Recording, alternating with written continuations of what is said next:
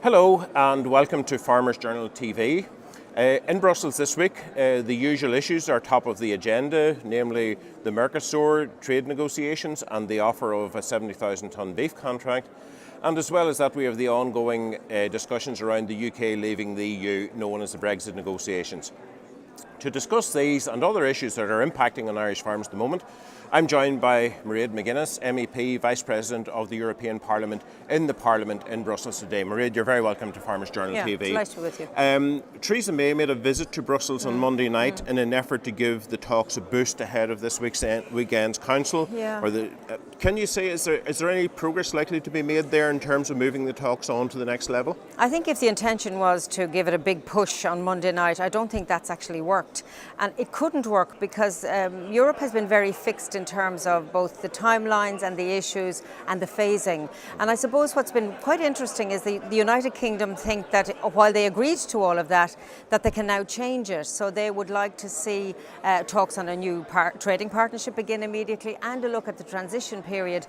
But Europe is very determined to finish and finalise progress on the three key issues, which is the Ireland of Ireland issue, the money, if you like, the financial commitments, and citizens' rights. So I don't think anything has changed from a European Union side. Is there a danger of these talks breaking down at this stage? Like stalemate seems to prevail at the moment. No, I think it's too early to say that talks will break down. I think it's not too early to say that they're not going particularly well or particularly fast.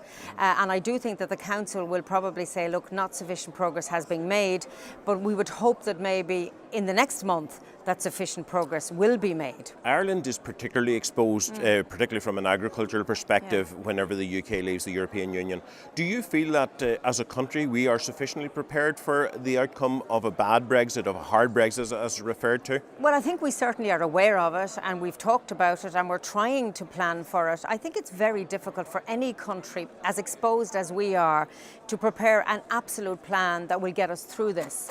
What we are saying to businesses, small and large, that we need to prepare for a difficult or hard Brexit by looking at different markets. So I think that work is happening, although many companies are not doing those preparations because they're concerned about the here and now. And as you know, there's already an impact on currencies and on businesses because of Brexit. So I think that from a political point of view, we're certainly trying to be as prepared as we can and encouraging businesses to do that, while also trying to avoid a hard Brexit. And that means, talking in the corridors here to members from all around Europe, but also meeting Michel Barnier on a very regular basis and trying to see where this is at and where we might be able to help in the situation. And the Taoiseach has had conversations with the British Prime Minister, and I would have thought he's left her in no doubt that there are particular political issues for Ireland, but there's also big issues for trade. Is there anything that you see can break the impasse? Well, all of these conversations are great, but at the same time there seems to be an impasse. What can break that? Well, you know what's rather tragic is that the United Kingdom voted to leave the European Union how many months ago now? It's well over a year.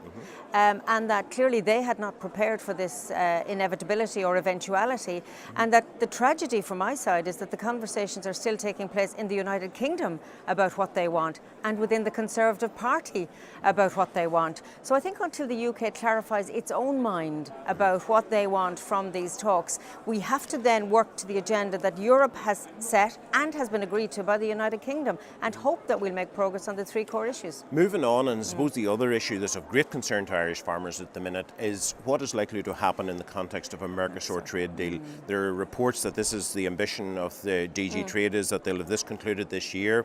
A 70,000 tonne beef offer has already been made. We have that plus Brexit hanging over our shoulders.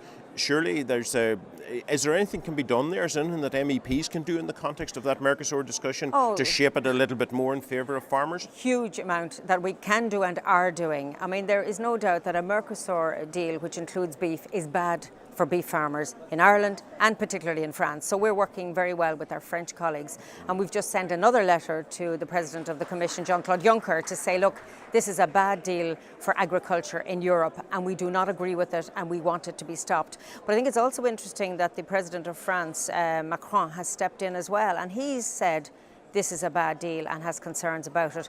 On the other hand, if you step back, we want trade agreements. We just want to be very conscious that we don't trade agriculture off and destroy rural Europe by doing trade agreements. So I think we need a little bit of more. Surely we have, if we sell out on beef, we can have a really good deal for German cars, for financial services. And for Irish pharma it's a 4-to-1. It's a 4-to-1 win, if you like, on the EU's behalf. Yeah, but that's why we have to insist that people understand the consequences for beef. I mean, it's one thing to talk in the Agriculture Committee about this, and we're all united. We're all opposed to it.